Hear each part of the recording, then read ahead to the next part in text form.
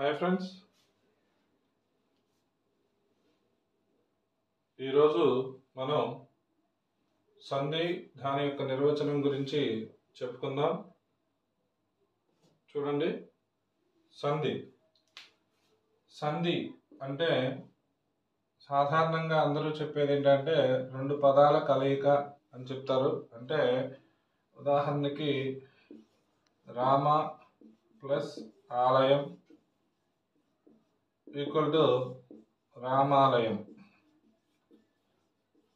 అంటే ఇక్కడ రామ అనేటువంటి ఒక పదం, ఆలయం అనేటువంటి ఒక పదం రెండు కలిపి ఒకే పదంగా ఏర్పడ్డాయి కాబట్టి దీన్ని ఏమంటారంటే సంధి అని చెప్తారు. కానీ చెన్నై సూరి గారి చెప్పిన విధానం ప్రకారం సంధి అంటే ఏంటి, దాని యొక్క నిర్వచనం అనేటువంటిది ఇప్పుడు చూద్దాం. పూర్వ పరస్వరములకు పరస్వరము ఏకాదేశం ఒకటి సంధి. పూర్వ పర స్వరములకు పరస్వరములు ఏకాదేశం ఒకటి సంధి అంటారు. అంటే అసలు పూర్వస్వరము అంటే ఏమిటి? పూర్వస్వరము అంటే స్వరము అంటే అర్థం ఏంటంటే అచ్చు అని అర్థం. ఏంటండి? అచ్చు. పూర్వస్వరము అంటే మొదటి పదంలోని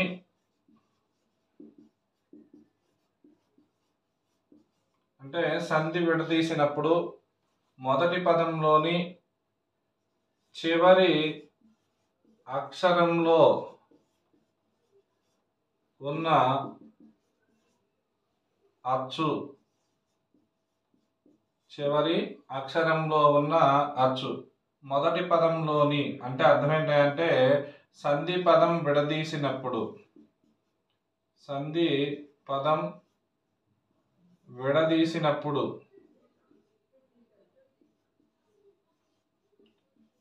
సంధి పదం అనేటువంటిది విడదీసినప్పుడు మొదటి పదంలోని చివరి అక్షరంలోని అచ్చుని ఏమంటారంటే పూర్వస్వరం అంటారు. ఏమంటారంటే పూర్వస్వరం అంటారు. మరొకసారి పూర్వస్వరము అంటే మళ్ళీ చెప్తున్నాను. ఎగ్జాంపుల్ ఇక్కడ చూడండి, ఇందాక నేను ఉదాహరణ ఇచ్చాను మీకు. రామాలయం అనేటువంటి పదాన్ని కానీ మనం విడదీసినట్లయితే రామ ప్లస్ ఆలయం అనేటువంటి పదంగా విడదీస్తాం. దీనిలో మొదటి పదం అంటే ఈ రామ అనేటువంటి దాన్ని మొదటి పదంగా, ఆలయం అనేటువంటి రెండో పదం. అయితే ఈ రామ అనేటువంటి మొదటి పదంలోని అంటే రామ అనేటువంటి మొదటి పదంలోని చివరి అక్షరం అంటే రామాలో రెండు అక్షరాలు ఉన్నాయి. రామ, దానిలో చివరి అక్షరం వచ్చేసరికి మా. ఏంటిది? మా. కాబట్టి ఈ మాలో ఉన్నటువంటి అచ్చు మా అనేటువంటి దాన్ని ఎలా విడదీస్తామంటే అమ్ము ప్లస్ ఆ ఈక్వల్ టు ఏమంటామంటే మా అంటాం. అంటే మాలో ఉన్నటువంటి అచ్చు ఏదైతే ఉందో దాన్ని ఏమంటామంటే పూర్వస్వరము అంటాం. ఏమంటామండి? పూర్వస్వరము అంటాం. అంటే సంధి పదాన్ని విడదీసినప్పుడు, అంటే ఇప్పుడు కవి ప్లస్ ఇంద్ర అని ఒక పదాన్ని విడదీశాం. కవీంద్ర అనే పదాన్ని కవి ప్లస్ ఇంద్ర అనేటువంటివి విడదీశాం. అప్పుడు మొదటి పదం ఏది? ఈ కవి అనేటువంటి మొదటి పదం, ఇంద్ర అనేటువంటి రెండో పదం. ఈ కవి అనేటువంటి మొదటి పదంలోని చివరి అక్షరం కావి, చివరి అక్షరం ఏంటి? వి అనేటువంటి చివరి అక్షరం. ఈ విలో ఉన్నటువంటి అచ్చు ఏంటి? ఈలో ఉన్నటువంటి అచ్చు గుడి కాబట్టి ఈ అనేటువంటి ఉంటుంది. ఈ అనేటువంటిది అచ్చుని ఏమంటారంటే పూర్వస్వరము అంటారు. ఏమంటారండి? పూర్వస్వరము అంటారు. చాలా ఇంపార్టెంట్ అండి బిట్టు, చాలా జాగ్రత్తగా గమనించండి. ఎలా అడుగుతాడంటే మీకు ఉదాహరణకి అవని ప్లస్ ఈశా అని అడిగి ఈ రెండు పదాలలో పూర్వస్వరాన్ని గుర్తించండి అని అడుగుతాడు. ఎగ్జాంపుల్ ఏమడుగుతాడంటే ఏ, ని, బి, ఈ సి ఈ డి ఆ ఇలా అడుగుతాడనమాట. అడిగినప్పుడు మీరు చాలా జాగ్రత్తగా గుర్తించాలి. స్వరము అంటే మనకు తెలియాలండి. ముందు స్వరము అంటే అచ్చు అని అర్థం. పూర్వస్వరము అంటే పూర్వము అంటే ఇక్కడ రెండు పదాలు ఉన్నాయి. మొదటి పదాన్ని పూర్వపదం అంటాం, రెండవ పదాన్ని పరపదం అంటాం. పూర్వపదంలో ఉన్నటువంటి చివరి అక్షరంలో ఉన్నటువంటి అంటే దానిలో ఉన్నటువంటి అచ్చుని ఏమంటాం అంటే పూర్వస్వరము అంటాం. ఏమంటామండి? పూర్వస్వరము అని అంటాం అన్నమాట. అర్థమైంది అనుకుంటున్నాను. ఇక్కడ మరొకసారి పూర్వస్వరము అంటే ఏం చెప్పుకున్నామండి? పూర్వస్వరము అంటే సంధి పదం అనేటువంటి విడదీసినప్పుడు, సంధి పదం విడదీసినప్పుడు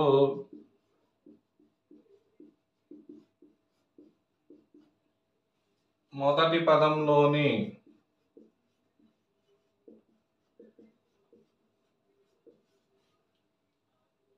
చివరి అక్షరంలోని అచ్చుని ఏమంటామంటే పూర్వస్వరము అంటాం.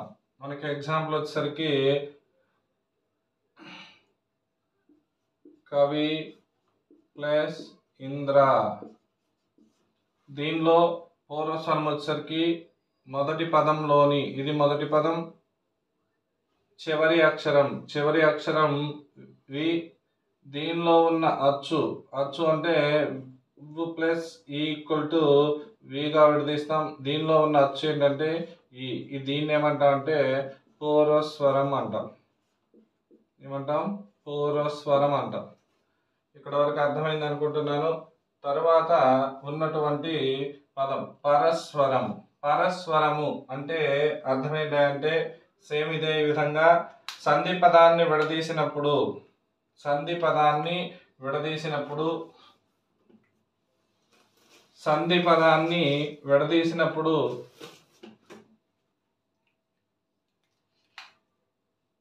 రెండవ పదంలోని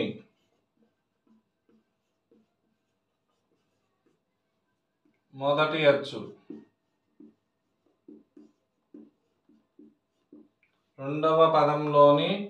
అచ్చు, ఏంటిదండి ఇది? పరస్వరం.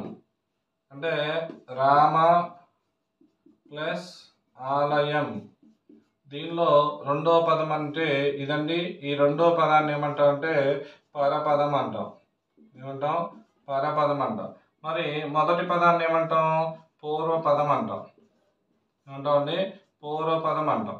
ఈ మొదటి పదంలోని ఉన్నటువంటి చివరి అక్షరంలో ఉన్నటువంటి అచ్చు ఏదైతే ఉందో దాన్ని అనేటువంటి దాన్ని పూర్వస్వరము అంటాం.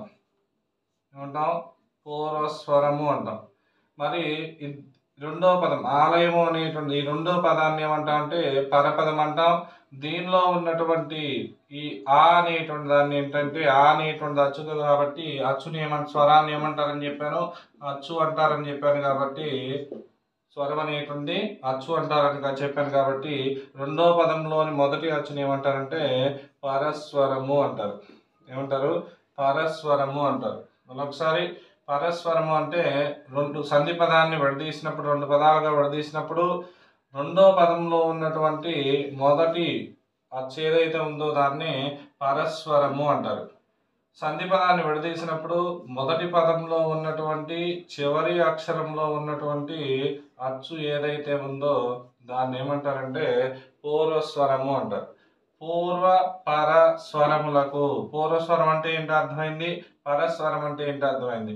పూర్వ పరస్వరములకు పరస్వరం అంటే ఎప్పుడే చెప్పాను? రెండు పదాలుగా విడదీసినప్పుడు రెండో పదంలో మొదటి ఉన్నటువంటి అచ్చు అనేటువంటి అన్ని ఏమంటామని చెప్పాను? పరస్వరము అంటారని చెప్పాను. కాబట్టి ఈ పూర్వస్వరము పరస్వరము చాలా ఇంపార్టెంట్ అండి, జాగ్రత్తగా గుర్తుపెట్టుకోండి. పూర్వ పరస్వరము ఏకాదేశం ఒకట ఏమంటారంటే సంధి అంటారు. అంటే అసలు ఏకాదేశం అంటే ఏంటి? ఏకాదేశము అంటే ఏకాదేశాన్ని విడదీసినట్లయితే ఏకా ప్లస్ ఆదేశం, ఏకా ప్లస్ ఆదేశం ఏకాదేశం. ఏక అంటే ఒకటి అని అర్థం. ఆదేశము అంటే శత్రువు వలె వచ్చేదాన్ని, శత్రువు వలె వచ్చేదాన్ని ఆదేశం అంటాం. అంటే శత్రువు వలె రావడం అంటే ఏంటంటే శత్రువు అనేటువంటి వాడు ఏం చేస్తూ ఉంటాడంటే మనం ఒక స్థానంలో కూర్చున్నప్పుడు శత్రువు అనేటువంటి వాడు మనల్ని తొలగించి మన స్థానంలో అతను కూర్చోవాలనుకుంటాడు. కాబట్టి ఇక్కడ కూడా ఉన్న అక్షరాలనేటువంటి తొలగించి, గమనించాలి, ఉన్న అక్షరాలను తొలగించి వేరే అక్షరం అనేటువంటి రావడాన్ని ఏమంటారంటే ఆదేశమని. ఏకహ అంటే పూర్వ పరస్వరాల్లో పరస్వరం అనేటువంటిది రావడాన్ని ఏకం అంటాం. గమనించాలి, పూర్వ పరస్వరములకు పరస్వరంబు ఏకాదేశం ఒకట ఏమంటారంటే సంధి అంటారు. ఏమంటారు? సంధి అంటారు. ఇక్కడ ఏకాదేశానికి నిర్వచనం అనేటువంటి చెప్తాను, జాగ్రత్తగా వినండి.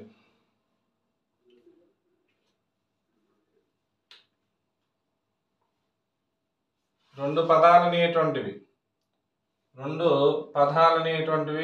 విడదీసినప్పుడు, అంటే ఉదాహరణకి రామ ప్లస్ ఆలయం, లేకపోతే ఇక్కడే చూసుకున్నట్లయితే ఏకాలో ఆ ప్లస్ ఆ కలిపినట్లయితే ఇక్కడ ఏమొచ్చిందంటే ఆ అనేటువంటి వచ్చింది. అంటే మళ్ళీ ఇదే వచ్చింది, అంటే పరస్వరమే మళ్ళీ ఇక్కడ పరస్వరం ఆనే రావడం అనేటువంటి జరిగింది. అదేవిధంగా కవి ప్లస్ ఇంద్ర, కవిలో ఈ, ఇంద్రాలో ఈ కలిపినట్లయితే కవీంద్ర. మనకి ఇక్కడ గమనించినట్లయితే ఇక్కడ ఈ ఉంది, ఇక్కడ ఈ ఉంది, ఇక్కడికి వచ్చేసరికి ఏమైంది ఈ అనేటువంటి వచ్చింది. అంటే ఈ రెండు అక్షరాలు అనేటువంటి పోయి దాని స్థానంలో వేరొక అక్షరం అనేటువంటి వచ్చింది. దీన్ని ఏమంటామంటే ఆదేశం అంటాం. ఇక్కడ చూడండి ఆ అనేటువంటి ఉంది, ఇక్కడ ఆ అనేటువంటి ఉంది, కలిపితే రామాలయం. ఏంటండి? రామాలయం.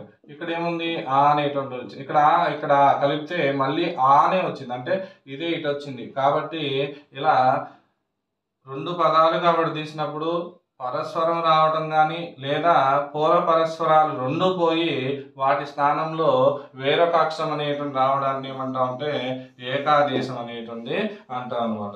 ఈ విధంగా సంధి అనేటువంటిది రావడం అనేటువంటిది జరుగుతుంది. గమనించాలి, పూర్వస్వరము అంటే, పరస్వరము అంటే, ఏకాదేశం అంటే ఈ మూడు పదాలు కూడా మనకి ఎక్కువగా రావడం అనేటువంటి జరిగింది. ఈ యొక్క విషయాన్ని గమనించండి. ఇక్కడ కానీ గమనించినట్లయితే మనకి పూర్వపదం అంటే సంధి పదాన్ని విడదీసినప్పుడు మొదటి పదాన్ని పూర్వపదం అంటారు. అంటే సంధి పదం అతడు ఎక్కడ, దీన్ని రెండు పదాలుగా విడదీస్తే అతడు ప్లస్ ఎక్కడ అనేటువంటిగా విడది. దీనిలో మొదటి పదం ఏది? అతడు. రెండో పదం ఏంటి? ఎక్కడ. ఏంటండి? అతడు ఎక్కడ. ఇక్కడ అతడు అనేటువంటి దాన్ని ఏమంటారంటే పూర్వపదం అంటారు. ఏమంటారు? పూర్వపదం అంటారు. ఏమంటారు నాన్న? పూర్వపదం అంటారు. పరపదం అంటే సంధి పదాన్ని విడదీసినప్పుడు రెండో పదాన్ని అతడు ఎక్కడ విడదీసినప్పుడు అతడు ప్లస్ ఎక్కడ. ఇక్కడ రెండో పదం ఏంటి? ఇది ఒకటి, ఇది రెండు. రెండో పదాన్ని అంటే ఈ ఎక్కడ అనేటువంటి పదాన్ని ఏమంటాం అంటే పరపదం అంటాం. ఏమంటారండి? పరపదం అని అంటారనమాట. అర్థమైంది అనుకుంటున్నాను. పూర్వపదం అంటే సంధి పదాన్ని విడదీసినప్పుడు మొదటి పదాన్ని పూర్వపదం అంటాం. ఇక్కడ సంధి పదం అతడు ఎక్కడ, అతడు ప్లస్ ఎక్కడ. అతడు అనేటువంటి ఒకటి, ఎక్కడ అనేది రెండు పదాలుగా విడదీసాం. అయితే అతడు అనేటువంటిది ఏమంటాం అంటే పూర్వపదం అని. అదే అతడు ప్లస్ ఎక్కడలో రెండో పదం ఏంటి? ఎక్కడ. కాబట్టి దీన్ని ఏమంటాం అంటే పరపదము అని అంటారనమాట. తర్వాత పూర్వస్వరం మొదటి పదంలోని చివరి అక్షరంలోని అచ్చు పూర్వస్వరం. అంటే ఇక్కడ మొదటి పదం ఏది? అతడు ప్లస్ ఎక్కడ. మొదటి పదం అతడు. ఏంటిది? అతడు. దీనిలో చివరి అక్షరం ఏంటి? డు. ఈ డూలో ఉన్నటువంటి అచ్చు ఏంటి?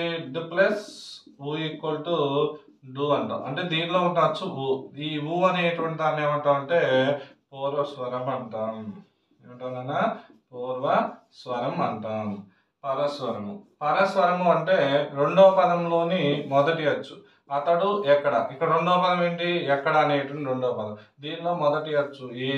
ఈ ఏ అనేటువంటి దాన్ని ఏమంటాం అంటే పరస్వరము అంటాం. ఏమంటాం? పరస్వరము అంటాం. ఇది చాలా ప్రాధాన్యమైనటువంటిది. చాలా జాగ్రత్తగా విన్నారని అనుకుంటున్నాను.